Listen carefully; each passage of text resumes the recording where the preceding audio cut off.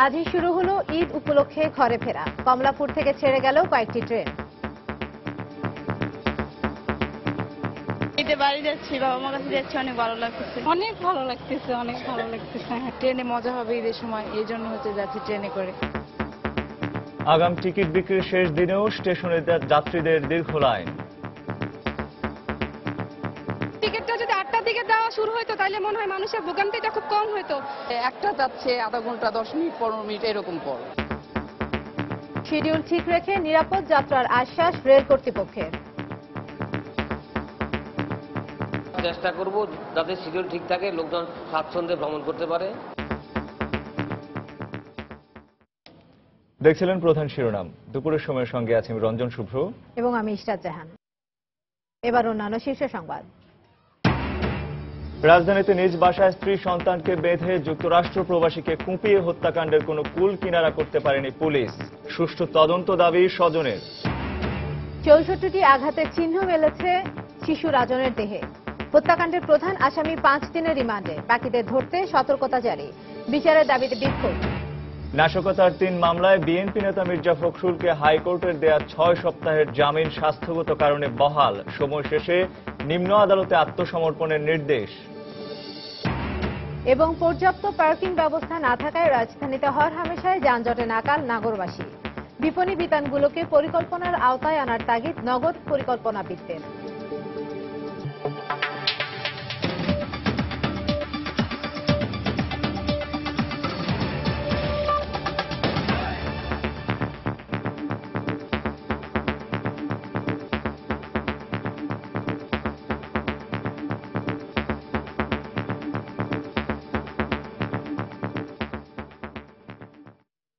অগ্রিম টিকিট বিক্রির শেষ দিন ও ঈদ উপলক্ষে আগাম টিকিটের যাত্রার প্রথম দিনে কমলাপুর রেল স্টেশনে ছিল টিকিট প্রত্যাশী ও ঘরে ফেরা মানুষের উপচে পড়া ভিড়। দীর্ঘ প্রতীক্ষা শেষে কাঙ্ক্ষিত টিকিট পেয়ে উচ্ছ্বসিত হয়েছেন সাধারণ যাত্রীরা। এছাড়া প্রথম দিনেই ঈদের বিশেষ ট্রেনে বাড়ির পথে রওনা হয়ে খুশি ঘরমুখ মানুষ। অন্যদিকে টিকিট কালোবাজারি ঠেকাতে ও যাত্রীদের নিরাপত্তা নিশ্চিত করতে বাড়তি ব্যবস্থা নিয়েছে স্টেশন কর্তৃপক্ষ। শ্বশুর শাশুড়ি সবাই আছে, ওদের সাথে ঈদ করব, আনন্দ করব। প্রিয়জনের সাথে ঈদ পালনে বাড়ি যেতে পারার আনন্দে উচ্ছ্বসিত ছিলেন এই যাত্রী। ঈদের আগাম ট্রেনের প্রথম দিনের যাত্রায় স্বজনদের টানে বাড়ি ফিরে যাচ্ছেন আরও অনেকে। 9 জুলাই দীর্ঘ প্রতীক্ষা শেষে টিকিট পাওয়া যাত্রীরা সোমবার থেকে রাজধানী ঢাকা ছাড়তে শুরু করেছেন। অনেক ভালো লাগতেছে, অনেক ভালো লাগতেছে। হ্যাঁ, ঈদে বাড়ি যাচ্ছি, বাবা মার কাছে যাচ্ছি, অনেক ভালো লাগতেছে। রংপুরে ফুপুর বাড়ি, ট্রেনে মজা হবে ঈদের সময়, এই জন্য যাচ্ছি ট্রেনে করে। অন্যদিকে ঈদের পঞ্চম দিনের আগাম টিকিট পেতে স্টেশনের কাউন্টারের সামনে ছিল দীর্ঘ মানুষের সারি। সকাল 9টা থেকে টিকিট দেওয়ার কথা থাকলেও 15 থেকে 20 ঘন্টা অপেক্ষা করেছেন অনেকে। তবে কাঙ্ক্ষিত টিকিট পেয়ে খুশি ছিল যাত্রীরা। টিকিট পাই তো মনে অনেক ভালোই লাগতেছে, যেহেতু আব্বা আম্মা আছে, দেশে যাব। এদিকে টিকিট বিক্রিতে ধীর গতির সমালোচনা করেছেন অনেকে। টিকিটটা যদি 8টার দিকে দেওয়া শুরু হতো তাহলে মনে হয় মানুষের ভোগান্তিটা খুব কম হতো। আর একটাও পাখা নাই যে একটু মানুষ একটু স্বস্তিতে দাঁড়াবো। একটা যাচ্ছে আধা ঘন্টা 10 মিনিট 15 মিনিট এরকম পর। শিডিউল ঠিক রেখে নিরাপদ যাত্রার আশ্বাস দিয়েছেন স্টেশন মাস্টার। আমরা চেষ্টা করব যাতে শিডিউল ঠিক থাকে, লোকজন স্বাচ্ছন্দ্যে ভ্রমণ করতে পারে। তবে একটা অনুরোধ থাকবে, আপনারাও আমাদের হয়ে অনুরোধ করবেন যে যাত্রীগণ যাতে ছাদে বাপারে ভ্রমণ না করেন। এছাড়াও ঈদের চাঁদ রাত পর্যন্ত বিশেষ ট্রেনের ব্যবস্থা থাকবে বলে জানিয়েছে স্টেশন কর্তৃপক্ষ। শফিক মোহাম্মদ, সময় সংবাদ, ঢাকা। দর্শক, এই মুহূর্তে কমলাপুর স্টেশনে আছেন আমাদের রিপোর্টার রাশেদ লিমন। কমলাপুর স্টেশনে আগাম টিকিট বিক্রি ও ঘরমুখ মানুষের খবর জানতে আমরা এখন সরাসরি চলে যাচ্ছি তার কাছে। লিমন।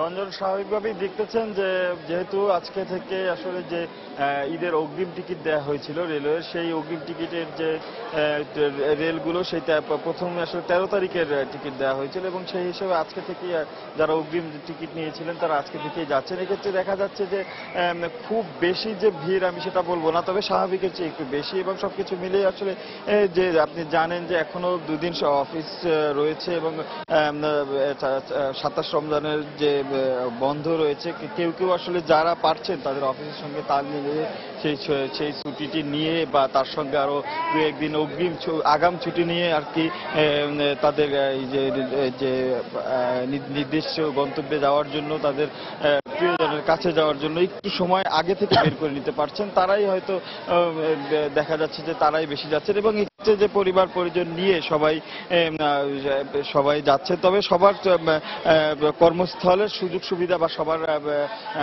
সবার সব ধরনের সুযোগ সুবিধা এক না হওয়ার কারণে আসলে যে যারা বেছে নিয়েছেন তাদের কিন্তু অধিকাংশই আমরা দেখছি যে এখানে আসছে, তারা কিন্তু অনেকটা তারা কিন্তু আমরা দেখতে পাচ্ছি অনেকটা স্বাচ্ছন্দ্যে আর কি। আগামী 2-1 দিনে যে ভিড় হবে সেই ভিড় এড়িয়ে তারা কিন্তু অনেকটা স্বাচ্ছন্দ্যে তারা এখানে আসতে পারছে। এছাড়া আজকে সারাদিন এখন পর্যন্ত প্রায় দর্শক, কমলাপুর স্টেশন থেকে আগাম টিকিট বিক্রি ও ঘরমুখী মানুষের খবর জানাচ্ছিলেন সহকর্মী রাশেদ লিমান। এদিকে বন্দরনগরী চট্টগ্রামেও পঞ্চম দিনের মতো ট্রেনের অগ্রিম টিকিট বিক্রি হচ্ছে। এছাড়া প্রথম দিনের অগ্রিম টিকিটের ট্রেনের যাত্রা শুরু হয়েছে আজ সকাল 9টা থেকে। চট্টগ্রাম রেল স্টেশনের কাউন্টার থেকে অগ্রিম ট্রেনের টিকিট বিক্রি শুরু হয়। আজ দেয়া হচ্ছে 17 জুলাইয়ের টিকিট। তবে টিকিট প্রত্যাশীরা গত রাত থেকেই লাইনে দাঁড়িয়েছেন। এদিকে অগ্রিম টিকিটের প্রথম দিনের যাত্রায় সকাল 6:40 ঢাকার উদ্দেশ্যে ছেড়ে আসে সুবর্ণ এক্সপ্রেস এবং সকাল 7টায় ছেড়ে আসে মহানগর প্রভাতী। 7:20 ময়মনসিংহের উদ্দেশ্যে ছেড়ে যায় বিজয় এক্সপ্রেস ট্রেনটি। তবে প্রথম দিন বিভিন্ন গন্তব্যের উদ্দেশ্যে ছেড়ে যাওয়া ট্রেনে যাত্রীদের ভিড় খুব একটা দেখা যায়নি।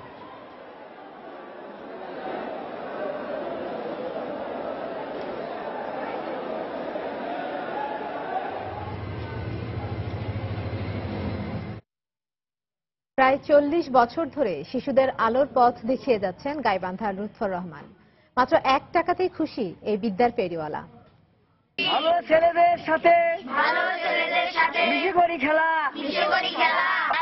টাকা দিলে নিচে, না দিলে জোর জবর করে নাই। এনার হাতে গড়া ছাত্ররা ডাক্তার হয়েছে, উকিল হয়েছে। দর্শক, আলোকিত এই মানুষটির গল্প নিয়ে রিপোর্ট থাকছে সংবাদের পরের অংশে। এবার অন্যান্য প্রসঙ্গ। সিলেটের শিশু রাজনের লাশের ময়না তদন্তে 64টি আঘাতের চিহ্ন পাওয়া গেছে বলে নিশ্চিত করেছে জালালাবাদ থানা পুলিশ। এছাড়া মস্তিষ্কে রক্তক্ষরণের কারণেই রাজনের মৃত্যু হয়েছিল বলে জানায় তারা। এদিকে মামলার প্রধান আসামি মোহিতের 5 দিনের রিমান্ড মঞ্জুর করেছেন সিলেট মেট্রোপলিটন ম্যাজিস্ট্রেট আদালত। পুলিশ জানায় সকালে সিলেট মেট্রোপলিটন ম্যাজিস্ট্রেটের দ্বিতীয় আদালতে হাজির করা হয় মোহিতকে। এ সময় জালালাবাদ থানার ভারপ্রাপ্ত কর্মকর্তা 7 দিনের রিমান্ড আবেদন করেন। এরই প্রেক্ষিতে আদালতের বিচারক ফারহানা ইয়াসমিন 5 দিনের রিমান্ড মঞ্জুর করেন। এছাড়া ভোরে কুমারগাঁও অভিযান চালিয়ে ইসমাইল হোসেন লাভলু নামে আরও একজনকে আটক করেছে পুলিশ। এদিকে মামলার অন্যতম আসামি সৌদি আরব প্রবাসী কামরুলকে আটকের চেষ্টা করছে পুলিশ। এক্ষেত্রে বিমানবন্দর এবং স্থল সীমান্তে বিশেষ সতর্কতা জারি করা হয়েছে। আমরা এই আসামিকে পুলিশ রিমান্ডে নিয়ে জিজ্ঞাসাবাদের লক্ষ্যে 7 দিনের রিমান্ডের আবেদন করেছিলাম। আমাদের আবেদনের প্রেক্ষিতে বিজ্ঞ আদালত আমাদেরকে 5 দিনের পুলিশ রিমান্ডের আবেদন মঞ্জুর করেন। এদিকে দোষীদের বিচারের দাবিতে স্থানীয়রা আজও বিক্ষোভ কর্মসূচি পালন করছেন। দর্শক, সেখানে আছেন আমাদের রিপোর্টার আব্দুল আহাদ। আমরা এখন সরাসরি চলে যাচ্ছি সেখানে। ঘটে গেছে গত বুধবার। তারপর থেকে একটি বিষয় আপনাদের জানিয়ে রাখি যে জনতা একজন অপরাধীকে হাতে নাতে ধরেছিল। তারপর থেকে পুলিশের যে তৎপরতা আমি বলবো, এখনো পর্যন্ত পুলিশ কাউকে গ্রেপ্তার করতে পারেনি। তো এই বিষয়টি, এই যে কাউকে গ্রেপ্তার করতে পারেনি জড়িত কাউকে, যে কারণে এলাকাবাসীর মধ্যে তীব্র ক্ষোভ বিরাজ করছে। এবং এই ঘটনাটি ঘটেছে সিলেট সুনামগঞ্জ যে সড়ক আছে, আঞ্চলিক মহাসড়ক, এই ঠিক সড়কের পাশেই ঘটনাটি ঘটেছে। যে কারণে বলা হচ্ছে যে শত শত মানুষ এই ঘটনাটি দেখেছে এবং এই যে স্থানে ঘটনাটি ঘটেছে এর 1 কিলোমিটারের মধ্যে মূলত এই যে থানা রয়েছে জালালাবাদ থানা, তার অবস্থান। কিন্তু এখনো পর্যন্ত যে অপরাধী যারা আছে কাউকে গ্রেপ্তার করা হয়নি। এই আলোচিত ঘটনা আসলে জানাজানি হওয়ার পর আমি এখন যেখানে দাঁড়িয়ে আছি এই রাজনের বাড়িতে, আপনারা দেখতে পাচ্ছেন যে শত শত মানুষ আসলে এখানে এসে ভিড় করছে এবং কিছুক্ষণ আগে একটি বিক্ষোভ মিছিল হয়েছে এবং এখন এখানে মানববন্ধন হচ্ছে যে অপরাধীদের গ্রেপ্তারের দাবিতে। তো আমি এখন কথা বলবো বিষয়টি নিয়ে, যে রাজনের মা আছেন এই জায়গায়, আমি কথা বলবো তার সাথে। আসলে তিনি শোকে এতটা কাতর যে কথা বলতে পারছে না। তারপর আমরা কথা বলার চেষ্টা করব যে আপনার ছেলের আসলে যে অভিযোগটা করা হচ্ছে সে চুরি করেছিল, আসলে এটা কি সত্য বা আপনি কি চান, তার কিরকম বিচার চান? আমার ছেলে চুরি করছে না, আমি আমার ছেলের হত্যার ফাঁসি চাই, কোনোর বদলা কোন চাই। আমার ছেলে সরল সুজা আসলো, আমার ছেলে সকালে গেছে বাড়িয়া তরি লইয়া 7টার সময়, আর আমার ছেলে আমার বাড়িতে আর ফিরে আইছে না। ধন্যবাদ ধন্যবাদ রঞ্জন। আসলে উনি যেটা চাচ্ছেন যে খুনের বদলা খুন, আসলে এরকম একটা নারকীয় ঘটনা যাতে আর এই বাংলাদেশে না ঘটে সে কারণে তারা তাদের সর্বোচ্চ শাস্তির দাবি করছে এবং সবচেয়ে বেশি ক্ষোভ বিরাজ করছে পুলিশের তৎপরতা নিয়ে, যে এখনো পর্যন্ত কাউকে আটক করতে পারেনি। এবং আপনি যেটা বলছিলেন যে আঘাতের বিষয়ে 64টি আঘাত তার শরীরের মধ্যে পাওয়া গিয়েছে। তো রঞ্জন, এই ছিল আমার কাছে এই যে বাদেয়ালি গ্রাম, এই গ্রামের সর্বশেষ খবর। রঞ্জন। শিশু রাজন হত্যায় জড়িতদের বিচারের দাবিতে বিক্ষোভ করছেন স্থানীয়রা। দর্শক, আমরা এতক্ষণ সরাসরি ছিলাম সেখানে। চলে যাচ্ছি পরের সংবাদে। পল্টন থানার নাশকতার 3 মামলায় বিএনপির ভারপ্রাপ্ত মহাসচিব মির্জা ফখরুল ইসলাম আলমগীরকে হাইকোর্টের দেয়া 6 সপ্তাহের জামিন স্বাস্থ্যগত কারণে বহাল রেখেছেন আপিল বিভাগ।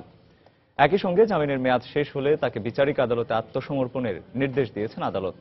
প্রধান বিচারপতি এস.কে. সিনহার নেতৃত্বে আপিল বিভাগের 4 সদস্যের বেঞ্চ স্বাস্থ্য পরীক্ষার রিপোর্ট পর্যালোচনা করে এই আদেশ দেন।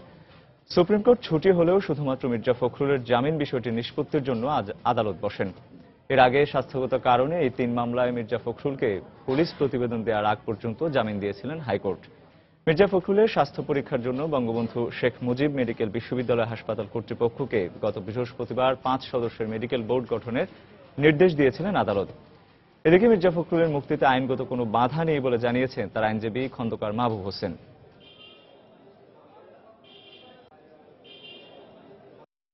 তিনি অসুস্থ এবং বলা হয়েছে তার অ্যাডভান্স ট্রিটমেন্টের দরকার, অর্থাৎ অ্যাডভান্স ট্রিটমেন্ট দরকার। আমাদের তখন আমরা আবেদন করেছিলাম তার বিদেশে মাউন্ট এলিজাবেথে সে এর আগে ট্রিটমেন্ট করেছে, ওখানেই তার যাওয়া দরকার।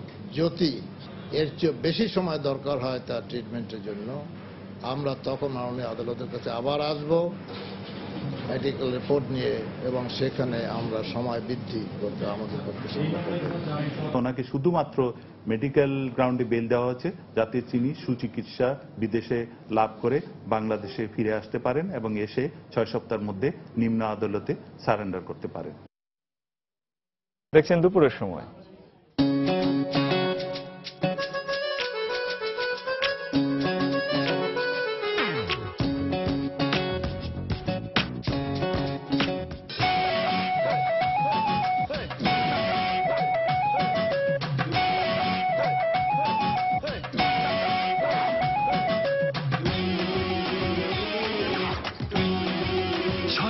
ধারাবাহিক এয়ারটেল প্রেজেন্টস অস্থির পারভেজ শুধুমাত্র এটিএন বাংলায়।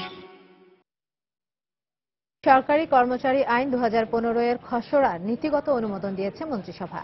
এছাড়া পারমাণবিক বিদ্যুৎ কেন্দ্র অধ্যাদেশ 2015 এর খসড়ার চূড়ান্ত অনুমোদনও দেওয়া হয়। সকাল 10টায় প্রধানমন্ত্রী শেখ হাসিনার সভাপতিত্বে প্রধানমন্ত্রীর কার্যালয়ে মন্ত্রিসভা নিয়মিত সাপ্তাহিক বৈঠক অনুষ্ঠিত হয়। এতে অর্থমন্ত্রী আবুল মাল আব্দুল মুহিত, শিল্পমন্ত্রী আমির হোসেন আমু, কৃষিমন্ত্রী বেগম মতিয়া চৌধুরী সহ মন্ত্রিসভার বেশিরভাগ সদস্য উপস্থিত ছিলেন। বৈঠকের পর মন্ত্রিপরিষদ সচিব মোশাররফ হোসেন ভূঁইয়া সাংবাদিকদের ব্রিফ করেন।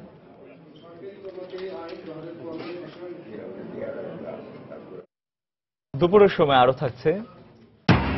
বরিশালে গ্রামবাসীর গণপিটুনিতে 3 জন নিহত, পুলিশ বলছে আন্তঃজেলা ডাকাত দলের সদস্য তারা।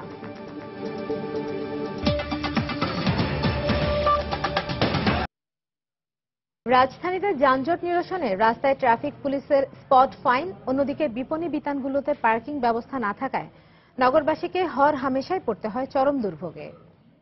আবার কখনো কখনো যানজট এতটাই ভোগান্তির কারণ হয়ে দাঁড়ায় যে জরুরি অবস্থায় অ্যাম্বুলেন্স বা ফায়ার সার্ভিসের গাড়িও সময় মতো পৌঁছাতে পারে না গন্তব্যে। নগর পরিকল্পনাবিদরা বলছেন প্রয়োজনীয় পার্কিং ব্যবস্থা না রেখে রাজধানী যত্রতত্র গড়ে ওঠায় বিপণী বিতানগুলোকে পরিকল্পনার আওতায় আনা না গেলে যানজট নিরসন সম্ভব নয়। সেলিয়া সুলতানা রিপোর্ট। ফায়ার সার্ভিসের গাড়ির গন্তব্যস্থান মাত্র কয়েক কিলোমিটার দূরেই। মাত্র 2 মিনিটের রাস্তা হলেও যানজট পেরিয়ে প্রায় আধা ঘন্টা পর গন্তব্যস্থানে পৌঁছালেও ততক্ষণে পুড়ে ছাই যাত্রীবাহী গাড়ি। যানজট থাকায় রং সাইডে গিয়েও নিস্তার নেই অ্যাম্বুলেন্সের। এমন অনিশ্চয়তায় প্রশ্ন আসতে পারে, শেষ পর্যন্ত পৌঁছাতে পারবে তো? ঈদকে সামনে রেখে ও রোজায় যানজটের দুর্ভোগ কমাতে রাস্তার পাশে এবং শপিং মলগুলোর সামনে অবৈধভাবে গাড়ি পার্কিং করলে স্পট ফাইন করছেন ট্রাফিক পুলিশ। রাস্তার পাশে দাঁড়িয়ে থাকা অলস গাড়িতে লাগানো হচ্ছে হুইল লক। একদিকে শপিং মলে পার্কিং অপ্রতুলতা, অন্যদিকে ফাইনের শিকারে এখন অনেকটাই ক্ষুব্ধ এসব ভুক্তভোগীরা। আমরা যে আসছি 10 মিনিটের জন্য 5 মিনিটের জন্য আমরা গাড়ি নিয়ে কই যাব? আগে পার্কিং এর ব্যবস্থা করে তারপর মার্কেটটা করা উচিত। 1-2 মিনিটের জন্য গাড়ি আপনি এখানে রাখার আর কোনো জায়গা আছে কিনা? তো এখানে তারা 1200 টাকা জরিমানা করছে, এটা শুধু অযৌক্তিক নয়, আমি মনে করি যে এটি অত্যাচার। তবে মার্কেট কর্তৃপক্ষকে পার্কিং ব্যবস্থা রাখার জন্য চাপ না দিয়ে সাধারণ মানুষের এই ভোগান্তির অভিযোগ নিয়ে আইনি সীমাবদ্ধতার কথা জানালেন এই ট্রাফিক কর্মকর্তা। এটা তো রাউজিকের ব্যাপার, এটা অনেক বড় ব্যাপার, এটা তো আমার বলার এটা কভার করে না। অন্যদিকে যানজট নিরসনে এসব বিপণী বিতানকে জবাবদিহিতার আওতায় না এনে যানজট নিরসন করা সম্ভব নয় বলে মনে করেন এই নগর পরিকল্পনাবিদ। অনুমোদনের সময় বিপণী বিতান না দেখিয়ে অনুমোদন নিয়েছে, পরে বিপণী বিতান করেছে, অথবা পার্কিং লট দেখিয়ে অনুমোদন করেছে গ্রাউন্ড ফ্লোর, অতিরিক্ত মুনাফার জন্য সেগুলিকে শপিং সেন্টার বানিয়ে দেওয়া হচ্ছে। এর ফলে যে ব্যত্যয় ঘটেছে সেই ব্যত্যয়ের পুরো চাপ নগরীর মানুষজন যানজটের মাধ্যমে প্রতিনিয়ত বয়ে বেড়াচ্ছে। তবে ভুক্তভোগীরা বলেন, রাজধানীতে যত্রতত্র গড়ে ওঠা মার্কেটে পার্কিং ব্যবস্থা উন্নয়নে কর্তৃপক্ষকে নজরদারি সহ পার্কিং না থাকলে তাদেরকেও জরিমানার আওতায় আনা উচিত। সেলিয়া সুলতানা, সময় সংবাদ, ঢাকা। লুৎফর রহমান গাইবান্ধার এক আলোকিত মানুষের নাম। মাইলের পর মাইল সদর উপজেলার বিভিন্ন গ্রামে পায়ে হেঁটে ছড়াচ্ছেন শিক্ষার আলো। প্রায় 40 বছর ধরে ছোট্ট শিশুদের আলোর পথ দেখিয়ে যাচ্ছেন নিরলসভাবে, আর বিনিময়ে প্রতি শিক্ষার্থীদের দেয়া মাত্র 1 টাকাতেই খুশি এ বিদ্যার ফেরিওয়ালা। এদিকে এই আলোকিত মানুষটির পাশে থাকার কথা বলছেন স্থানীয় জনপ্রতিনিধি এবং ইউএনও। ওবায়দুল ইসলামের ক্যামেরায় বিস্তারিত হেদায়েতুল ইসলাম বাবু রিপোর্টে।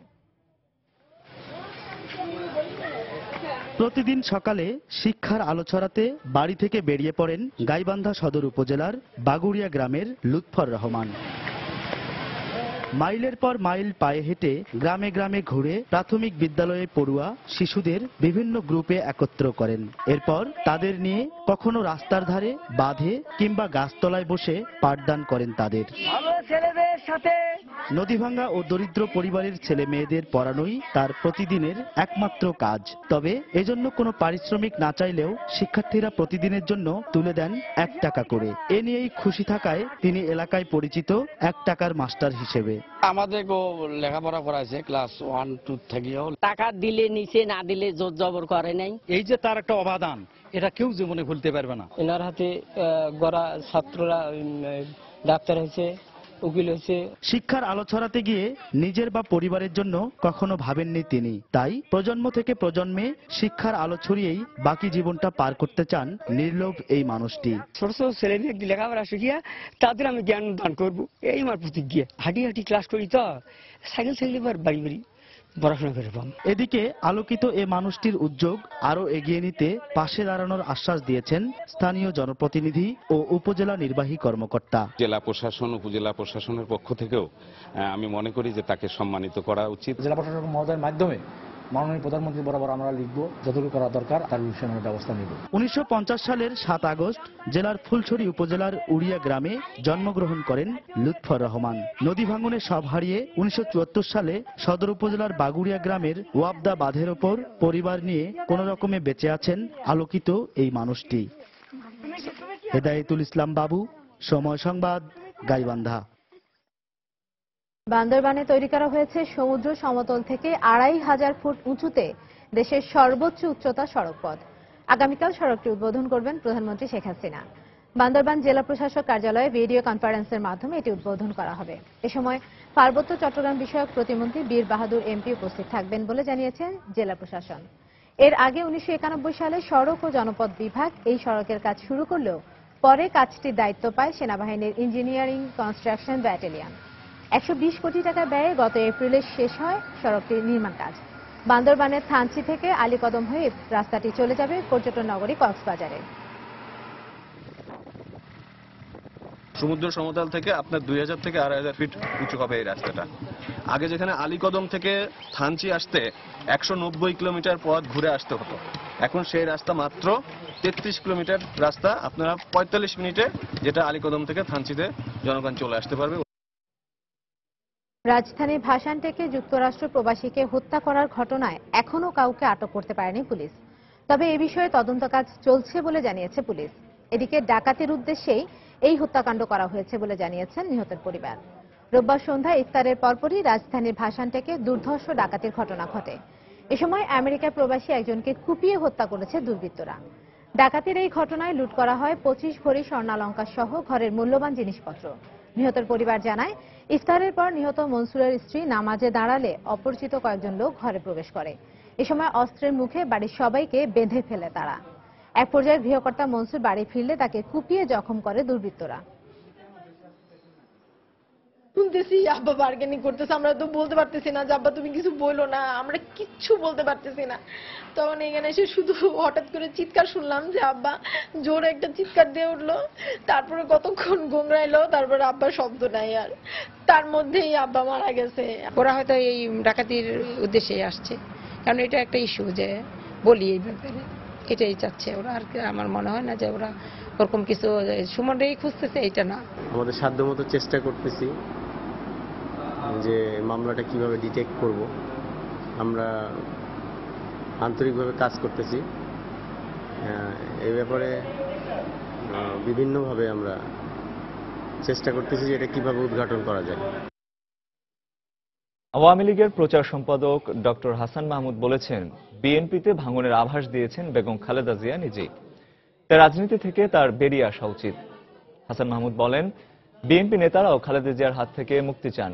দুপুরে জাতীয় প্রেসক্লাবে নারায়ণগঞ্জ জেলা প্রজন্ম লীগ আয়োজিত এক আলোচনা সভায় বক্তব্য রাখেন তিনি চান তার পুত্রের সাথে যারা 21শে আগস্টের গ্রেনেড হামলায় ছিল, তার পুত্রের নির্দেশে যারা সারা দেশে যারা অগ্নিবোমা নিক্ষেপ করেছে, পেট্রোল বোমা নিক্ষেপ করেছে, সেই পেট্রোল বোমা বাহিনীর নেতাদের, হোতাদের, পৃষ্ঠপোষকদের তিনি পাশে চান। তিনি তার কেন্দ্রীয় নেতা অনেককেই তার পাশে তিনি চান। বিএনপির রাজনীতি থেকে দয়া করে নিজেকে মুক্ত করুন, কারণ বিএনপি নেতা কর্মীরা এখন খালেদা জিয়ার হাত থেকে মুক্তি চায়, কারণ বেগম খালেদা জিয়াই বিএনপির জন্য এখন বড় সমস্যা।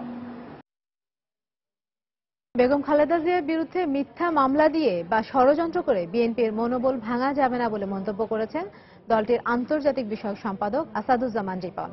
দুপুরে নয়াপল্টনে বিএনপির কেন্দ্রীয় কার্যালয়ে এক সংবাদ সম্মেলনে তিনি এসব কথা জানান। এ সময় তিনি আরো বলেন, বিএনপি নেতাকর্মীদের উপর জুলুম নির্যাতন করে সরকার বেশি দিন ক্ষমতায় টিকে থাকতে পারবে না। বিরোধী দলকে এইভাবে আটকে রেখে মিথ্যা মামলা দিয়ে হয়রানি করে আন্দোলনও দমন করা যাবে না। সরকার যদি মনে করেন তারা স্বস্তির মধ্যে আছেন, এই স্বস্তি কিন্তু স্বস্তি নয়। খালেদা জিয়ার বিচার ঈদের পরে ট্রাইব্যুনালে হবে। তাদেরকে আমি মনে করিয়ে দিতে চাই, নিজের বিচারের জন্য কি রায় হবে আপনার বিচারের জন্য, সেটার জন্য প্রস্তুত থাকুন। কোন ধরনের হুঙ্কার দিয়ে বেগম খালেদা জিয়াকে কারাগারে পাঠানো হবে, স্পেশাল ট্রাইব্যুনালে বিচার করা হবে, এই সমস্ত কথাবার্তা বলে বিরোধী দলকে। বরিশালের হিজলায় গণপিটুনিতে 3 জন নিহত হয়েছে। পুলিশ বলছে তারা আন্তঃজেলা ডাকাত দলের সদস্য এবং প্রত্যেকের বিরুদ্ধে থানায় একাধিক ডাকাতির মামলা রয়েছে। পুলিশ জানায়, উপজেলার বাহেরচর গ্রামে ডাকাতির জন্য গতরাতে ওই এলাকার একটি চরে 10 থেকে 12 জনের একটি দল প্রস্তুতি নিচ্ছিল। এ সময় খবর পেয়ে গ্রামবাসী তাদের ঘিরে ফেলে এবং 3 জনকে আটক করে গণপিটুনি দেয়। এতে ঘটনাস্থলে তাদের মৃত্যু হয়। পরে রাত 2টার দিকে পুলিশ ঘটনাস্থল থেকে নিহতদের লাশ উদ্ধার করে হিজলা থানায় নিয়ে যায়। বাহিরচর এলাকায় চরের ভিতরে 15-20 জন একটা ডাকাত দল আসে, তাদেরকে জনগণ ঘেরাও দিয়ে ধরার চেষ্টা করে 3 জনে ধরে গণপিটুনি নিয়ে যেতে হয়, বাকিরা পালাই দিতে সক্ষম হয়। সংবাদ পেয়ে আমি ঘটনাস্থল থেকে মৃত অবস্থায় 3 ডাকাতকে উদ্ধার করি এবং তাদেরকে থানা ফেরত নিয়ে আসি। তাদের বিরুদ্ধে থানায় একাধিক মামলা আছে। তারা এলাকায় বিভিন্ন ডাকাতির সাথে জড়িত, আন্তঃজেলা ডাকাত দলের সদস্য। তাকে এই ব্যাপারে আইনগত ব্যবস্থা গ্রহণ করে দিয়েছে।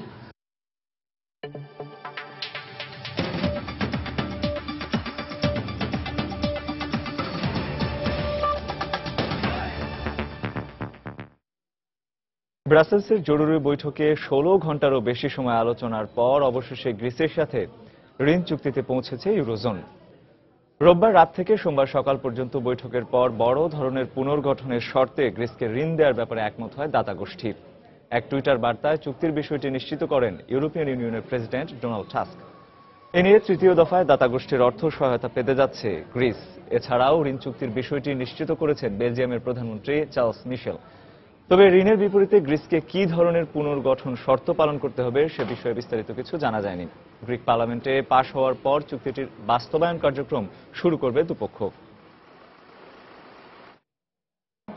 তেহরানে পরমাণু কর্মসূচি নিয়ে গুরুত্বপূর্ণ কিছু বিষয়ে মতপার্থক্য থাকলেও আজকের মধ্যে তা সুরাহা করে চুক্তি সইয়ের ব্যাপারে আশাবাদী ইরান ও বিশ্বের শক্তিধর 6 রাষ্ট্র। রোববার মার্কিন পররাষ্ট্রমন্ত্রী বলেন, নতুন দফা বৈঠকে উভয় পক্ষ গঠনমূলক আলোচনা করেছে, তবে চুক্তির আগে তাদের কিছু কঠিন কাজ শেষ করতে হবে। একই দিন ভিয়েনায় ফরাসি পররাষ্ট্রমন্ত্রী লরা ফ্যাবাও চুক্তি নিয়ে আশার কথা শোনান। তবে উভয় পক্ষের আশার প্রতিফলন নির্ভর করছে ইরানের ওপর জাতিসংঘের অস্ত্র নিষেধাজ্ঞা ও ইরানের সামরিক স্থাপনায় আন্তর্জাতিক পর্যবেক্ষকদের পরিদর্শন বিষয়ে সমঝোতার উপর।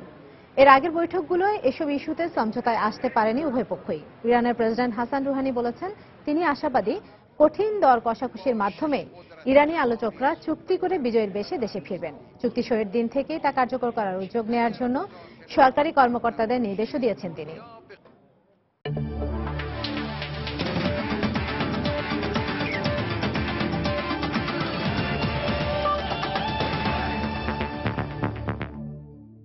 বাংলাদেশ দক্ষিণ আফ্রিকা ওয়ানডে সিরিজের খবর। 3 ম্যাচ সিরিজের শেষ ম্যাচ খেলতে আর কিছুক্ষণ পর চট্টগ্রামের উদ্দেশ্যে ঢাকা ছাড়বে বাংলাদেশ ও দক্ষিণ আফ্রিকা জাতীয় ক্রিকেট দল। আগামী বুধবার সিরিজ নির্ধারণী ম্যাচে চট্টগ্রামের জহুর আহমেদ চৌধুরী স্টেডিয়ামে মুখোমুখি হবে দুই দল। সিরিজের দ্বিতীয় ম্যাচে দক্ষিণ আফ্রিকার বিপক্ষে দাপুটে জয়ে সিরিজে ফিরেছে বাংলাদেশ। পাশাপাশি 2017 সালের চ্যাম্পিয়ন্স ট্রফিতে খেলাও নিশ্চিত করেছে টাইগাররা। এবার মাশরাফির দলের মিশন ঘরের মাঠে টানা 4র্থ ওয়ানডে সিরিজ জয়ের। তবে চট্টগ্রামে যাবার আগে অনুশীলন করেনি কোনো দলই। দুপুরে বিমানবন্দরের উদ্দেশ্যে হোটেল ছেড়েছে দুদলই। তার আগে দুদলই গণমাধ্যমে এড়িয়ে যায়। আগামী বুধবার সিরিজ নির্ধারণী ম্যাচে প্রোটিয়াদের বিপক্ষে লড়বে টাইগাররা। ম্যাচটি অনুষ্ঠিত হবে চট্টগ্রামের জহুর আহমেদ চৌধুরী স্টেডিয়ামে, যেখানে খেলা শেষ 7 ওয়ানডের 6টিতেই জিতেছে স্বাগতিক বাংলাদেশ। আর শক্তিশালী প্রোটিয়াদের বিপক্ষে সিরিজ জিতলে 96 রেটিং পয়েন্ট হবে টাইগারদের। বর্তমানে 94 রেটিং পয়েন্ট নিয়ে ওয়াইসিসি ওয়ানডে র্যাঙ্কিংয়ে 7 নম্বরে অবস্থান করছে বাংলাদেশ। দুপুরের সময়ে পর্যায়ে শীর্ষ সংবাদ জানিয়ে দিচ্ছি আরো একবার।